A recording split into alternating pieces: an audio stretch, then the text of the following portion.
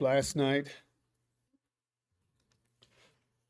It is good to see everyone. We've been blessed with a beautiful day to come out and worship God. I'm not going to ask for a show of hands on this part, but have you ever had to do something that you didn't want to do?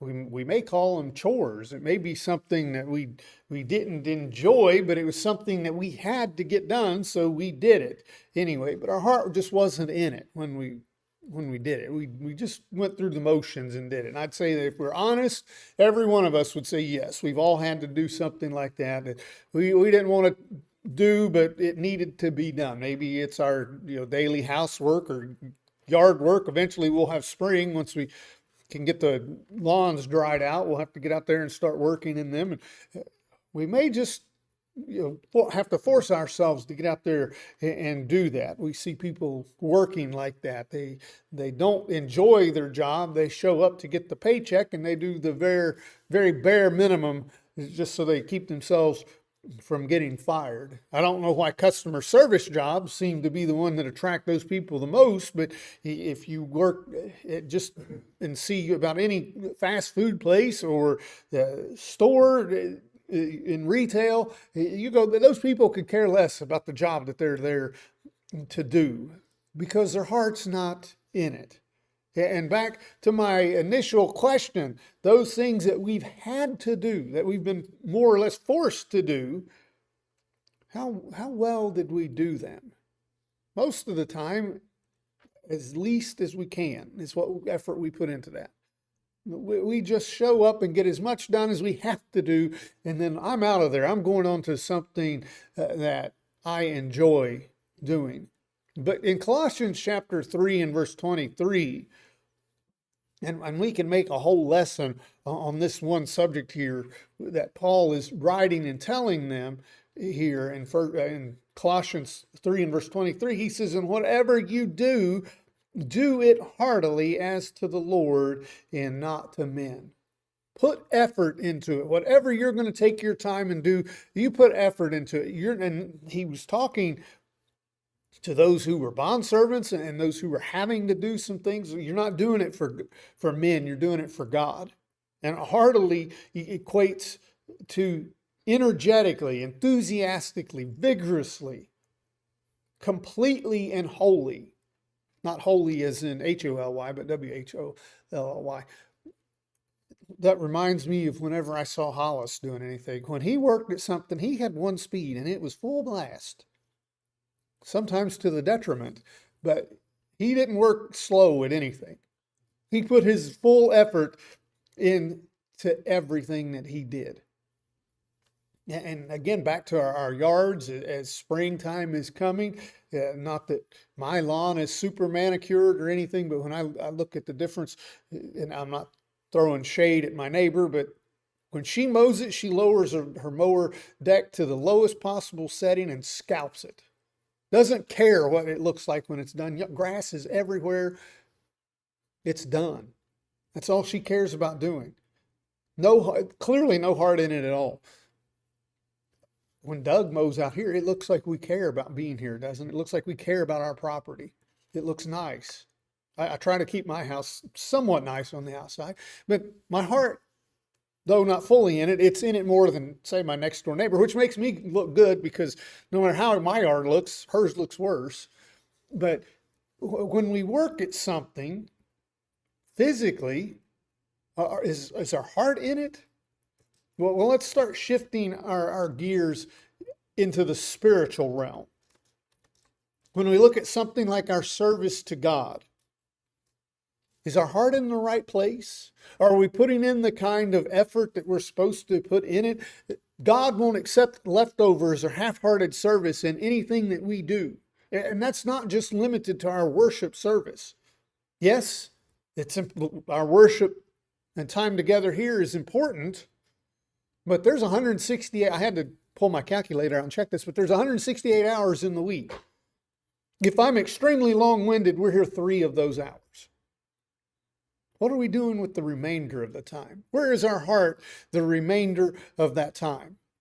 Yeah, and as I was thinking about this, 165 hours is left over. in the week. Now, we have sleep in there. Some of us still have to work. We're not fortunate enough to be retired yet, all of us at least. So we have to work. But how important is our time with fellow Christians? Or how important is our time spent in thinking about God's will, in serving Him in some way? And thinking about this lesson and thinking about my heart, one of the reasons that we started this was for our hearts. Jenny got me involved in one of those diet and exercise schemes. And we've been at it right at a month. And I mean, she drugged me in kind of unwillingly, but my mind is starting to change on that because I'm actually starting to feel a little bit better and stuff because of it. I mean, I'll tell this quick story, but again, because of my heart, I'm at an age where you got to start worrying about that. But I wanted her to bring me a snack and I wanted a big piece of pie, but she brought me celery instead. I mean, who counts that as? But we're worried about our physical heart. We're wanting to keep it healthy. We spend more time in the gym than we spend with Christians. Should that bother us? Should that bother us? Hey, we're together, and we were talking in our Bible study this morning about that, about being together, about confessing our faults to one another, about knowing one another well enough to do that. We're everywhere else but with fellow Christians during the week. 168 hours, we can maybe squeak out 3 hours, if that.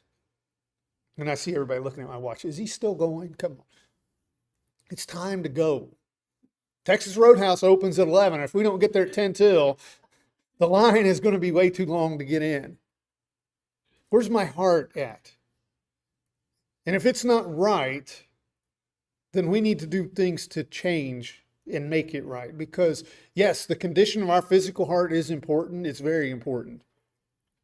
It can be life altering if it's not. But what about our spiritual heart?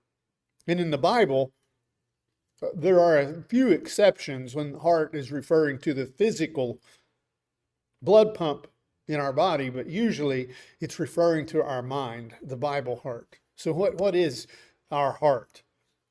And again, it rarely is used to refer to the blood pump, but it's often used to refer to the rational and emotional center of man. That's the Bible heart. In that definition, cardia is the word that is translated according to Thayer, and it denotes the seat and center of all physical and spiritual life, the fountain and seat of the thoughts, passions, desires, appetites, affection, purposes, endeavors of the understanding of the will and character. It's me. It's who I am. It's what makes me up. And as our lesson we'll look at today, it includes the intellect as well as affections and will. And those are the three words that we're going to look at today. What makes me who I am? What drives me? What motivates me? That's my heart. So first, my intellect. What is that? The faculty of reasoning and understanding objectively, especially in regard to academic matters. That's what we think about with our intellect. And usually we think about what's important to us. As Jesus said in Matthew chapter 9 and verse 4, we think with our hearts. Where was all this evil coming from that he's talking about? Well, it's coming from their heart. In Matthew chapter 9 and verse 4, but Jesus, knowing their thoughts, said, why do you think evil in your hearts? In verse 3, they hadn't physically done anything or expressed anything publicly. They thought within themselves, is what verse 3 says. And Jesus knew their thoughts. He could see their thoughts. And they were thinking evil in their hearts. Where does anything evil come from?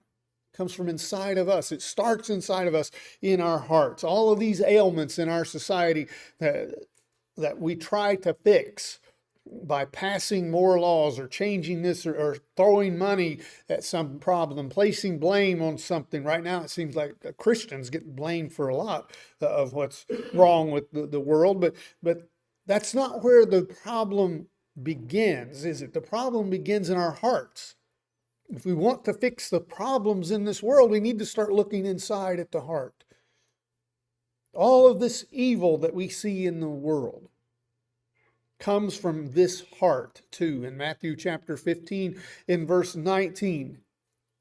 And when I see all of the evil that exists in this world today, it kind of scares me because of how dark it must be inside of that person that is dreaming it up. When we look around us, I mean, just everywhere we turn, we see sin.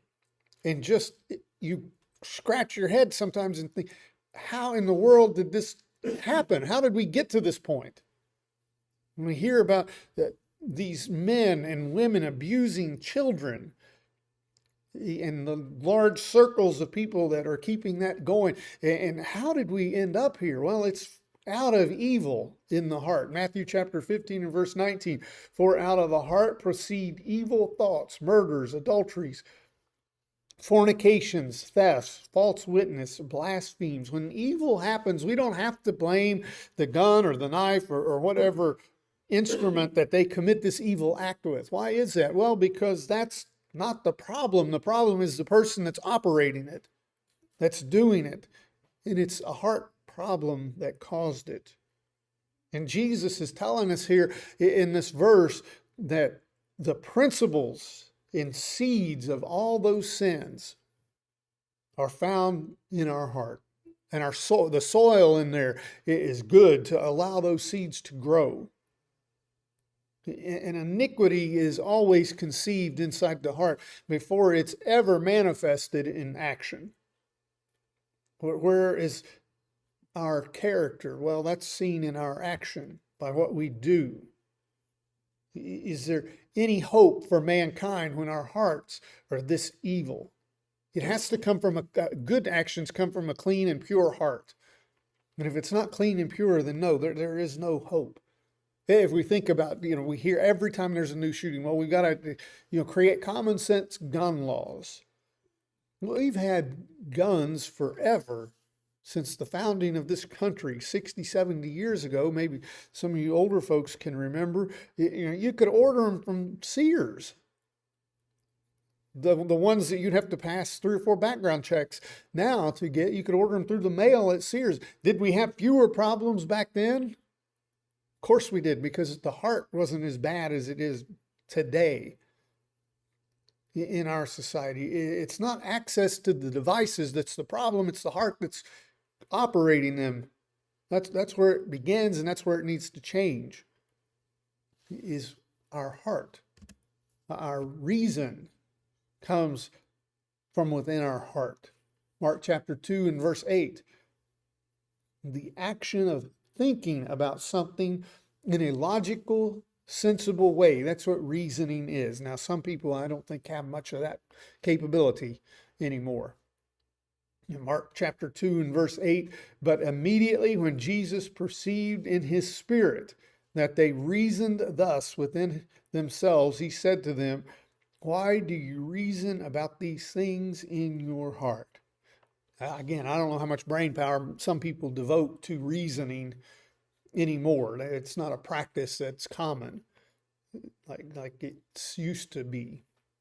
But when we do this, if we're reasoning about something, we're trying to go through it logically. If I do this, then this will be the result.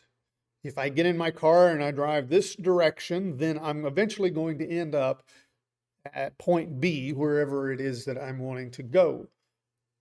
Sometimes we don't like to use reason because it takes us to a place that we don't want to go. If we think about how our actions are going to play out, especially when it comes to sinful actions, well, I may not want to reason about that too long, because it's going to tell me, if I'm being logical, if I do this, then this is going to happen, and that's not going to be the result that I want. Oh, I'm not going to think that far in advance. But that's not logical, is it? If I believe this, and if we do this, then this will be the result. That's what we should be doing, isn't it? If I believe this, if I practice this, if I do this, then what's going to be the result of that? Well, if I don't like it, then I need to change, don't I? But we reason in our hearts, even if it's poorly done. That's where it begins. We understand in our heart. Matthew chapter 13 and verse 15. Why is it so valuable that we keep our hearts? Because all of these things that come out start from within it. These people sound like, here in Matthew chapter 13, they sound like our society today. We don't want to hear the truth, so we're going to close our ears to what we're hearing because we don't like it.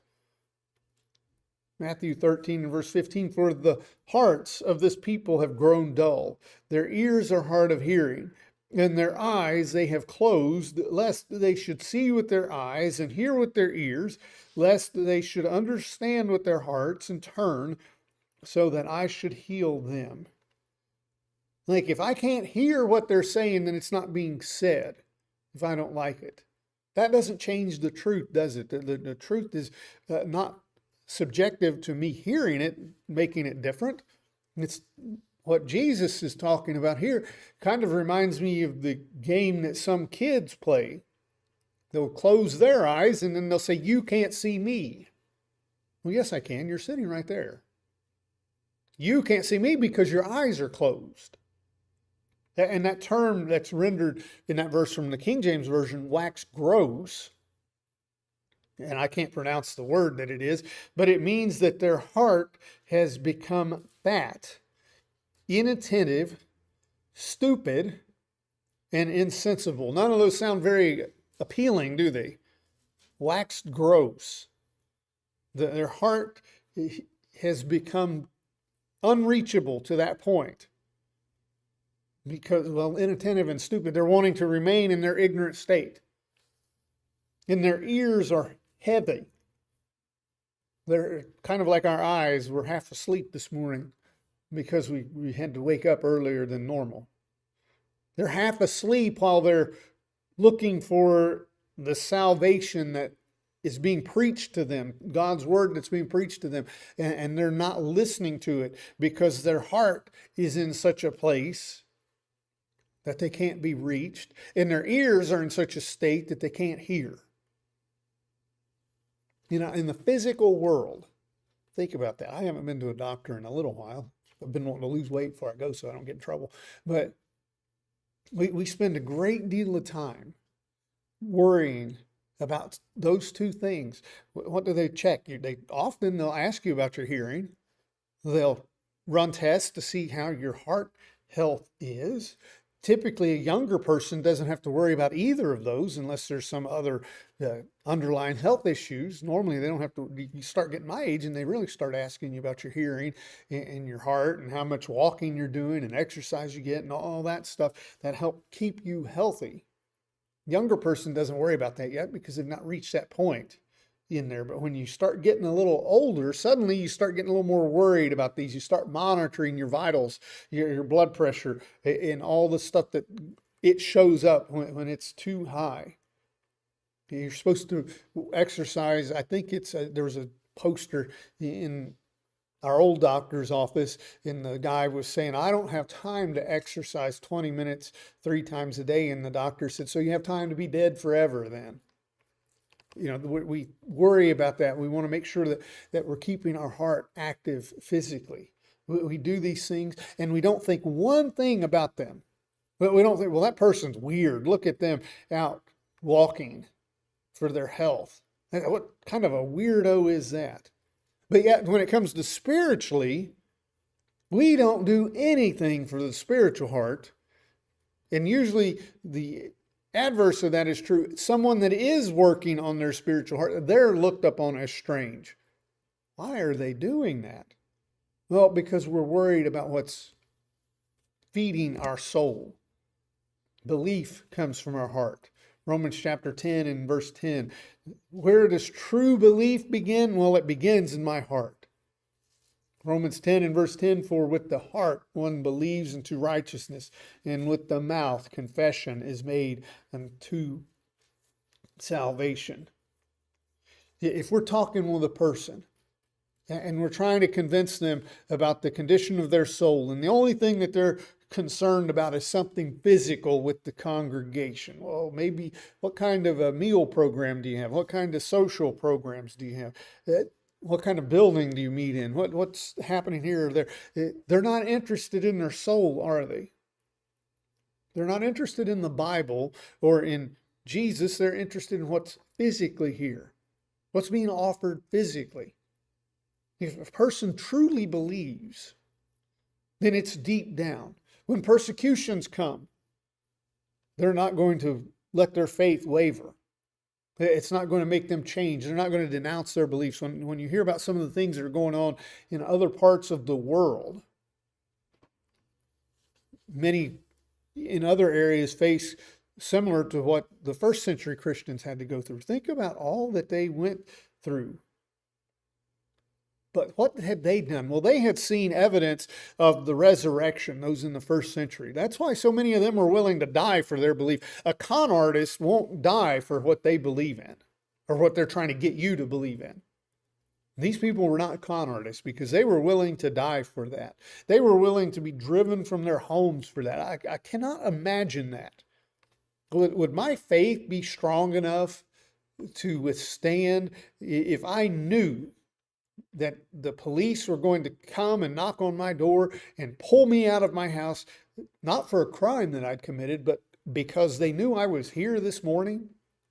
Maybe someone in authority heard the lesson on YouTube. Well, you said something that's a hate speech. That's a no-no. We're going to come and arrest you. What would I be? Well, I'm going to stand behind that.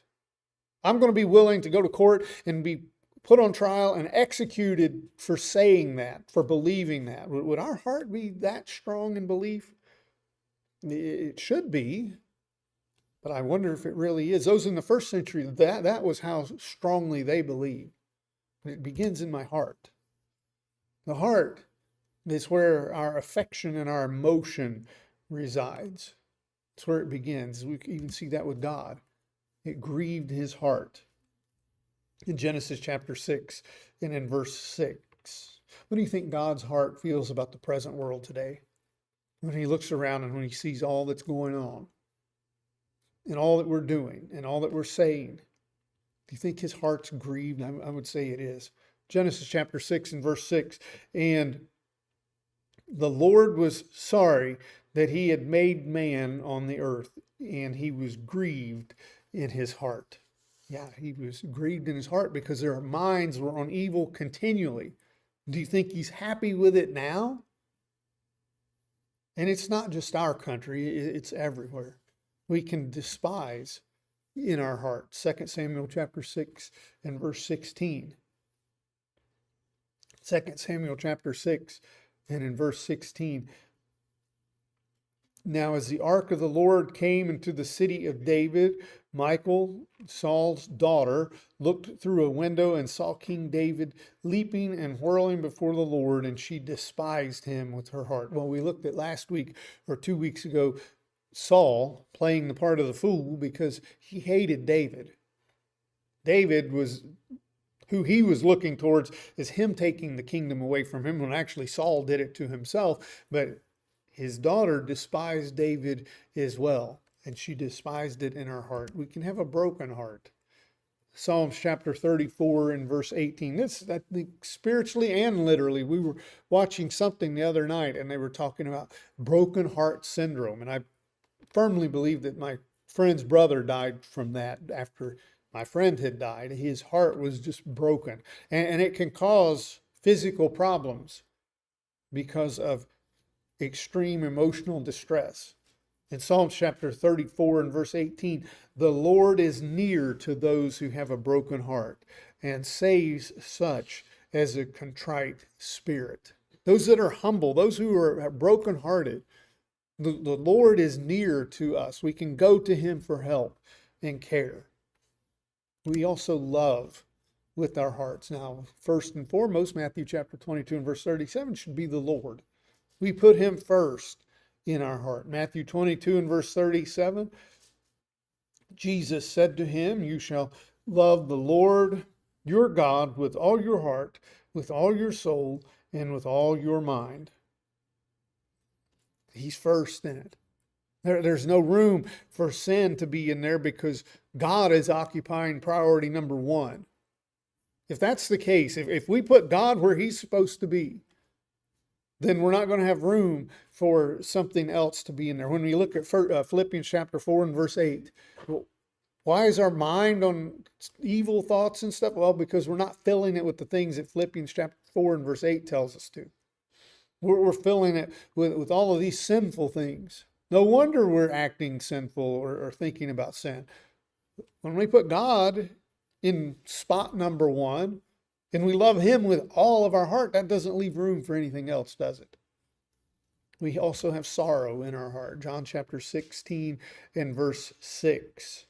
John chapter 16 and in verse 6, "Because I have said these things to you, sorrow has filled your heart." Yes, we have emotion. This life is, we're not promised that we're going to have continual happiness in our life. Sometimes sorrow fills our heart, but we also have rejoicing in our hearts. And I left out a point in Acts chapter 2 and in verse 26. Acts chapter 2 and in verse 26, "Therefore my heart rejoiced and my tongue was glad. Moreover, my flesh will also rest in hope." And we have defiance and rebellion in our heart. We all know about that. Jeremiah chapter 5 and verse 23. We all see defiance and rebellion. Maybe we're the ones who are defying and rebelling.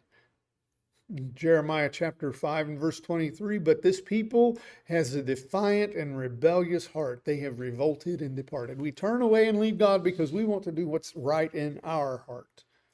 But we also can obey from the heart. Romans chapter 6 and verse 17.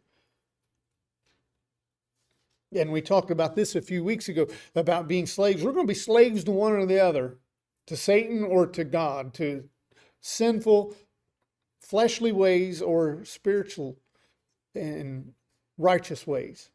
Romans chapter 6 and verse 17, "But God be thanked that though you were slaves of sin, you have obeyed from the heart that form of doctrine to which you were delivered."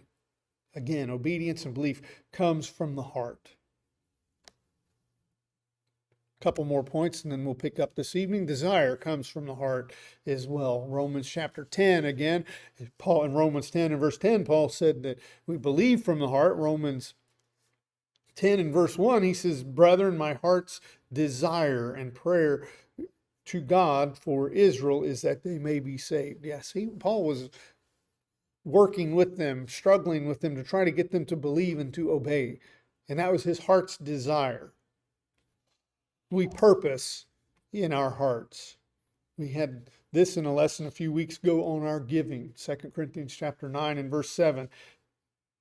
That is, if we give properly or improperly, we have purposed that ahead of time in our heart. 2 Corinthians chapter 9 and in verse 7, "So let each one gives as he purposes in his heart, not grudgingly or of necessity, for God loves a cheerful giver." There's not one thing that God has told me to do, commanded me to do, that he will accept from a point of grudging or of necessity on my behalf. If I'm doing it that way, then my heart is not right. If I have purpose, and whether I give as I have been prospered when I walk in the door and we come together, or whether I give out of necessity, I purpose that in my heart. That shows a lot about the condition of my heart, doesn't it? And God sees that. And the thoughts and the intents that cause my action, that's where it comes from, is my heart. It's inside of my heart. Hebrews chapter 4 and verse 12. Not even what we have done, but what I'm thinking about doing or planning to do. That comes from inside my heart. Hebrews chapter 4 and verse 10. "For the word of God is living and powerful and sharper than any two-edged sword, piercing even to the division of soul and spirit and of joints and marrow, and is a discerner of the thoughts and intents of the hearts. That's deep, isn't it? That cuts down further than we can separate. So, and a lot of times I think that's why when we start getting into sin and start turning away from God, we turn away from His Word too, because we're looking into that mirror that's telling us what we don't want to hear. It's showing us what kind of person that we are, and it's cutting down that deep. The thoughts and the intents of my heart are wrong. So to speak of one's heart is to speak of the true person that they are. Not one of the verses that we've looked at so far has referred to the blood pump in my chest. It's talking about the inner man of who I am, or woman. And that's being the spirit within inside of us. So tonight we're going to look at God wanting our heart and how we are to give it all to Him. If you're subject to the Lord's invitation, take this time to think about the condition of your soul. If we need to make changes in our life, let's do that now while we have the opportunity. We're never promised another moment on this earth. We're only told that we're to be prepared. We're to be ready. When our time on earth is up, we're not going to have advanced warning for that. We're not going to be told, well, on this day, well, what would we do as humans? Well, we'd wait until 5 minutes before that day, just like we do when we're going someplace, to get ready for that. As a Christian, I'm not supposed to be waiting till the last minute. I'm supposed to be prepared for that last minute. So if we're not prepared, if we need to make changes, if we need help with anything, we have that opportunity to do that. Come now as we stand and sing.